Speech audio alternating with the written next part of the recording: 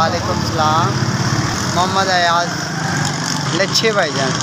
शुक्र अलहमदुलिल्लाह। कोई छोटे बच्चे मासूम आ जाते हैं 10 रुपये लैके उन्होंने भी दे देईदा, फिर भी 700-800 रुपये बच जाते। अल्लाह का करम।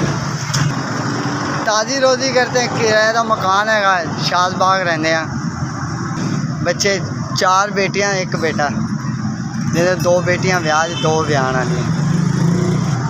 शुक्र बस दिन का गुजारा करना पैंदा है। इंसान आखिर दुखड़े अल्लाह पाक नूं सुनाए, हर मुश्किल हल हो जांदियां ने। 10 दे च गुजारा हो जाता अगर करन चाहिए। अपनी ज़रूरतां ने बंदा जिन्नियां मर्जियां वधा लवे। और महंगाई बहुत है कि पहले वक्त फिर भी गुजारा होए, हुण नहीं। लोगों को लच्छा देने 15 रुपये का उतो झाड़ा पैंदियां ने। एडे जालिम में तुसीं 15 का बेच दो। लो 2 3 4 5 हज़ार जी। अल्लाह पाक सब दी खैर, भाई दी खैर करे। उमें अल्लाह गवाजे।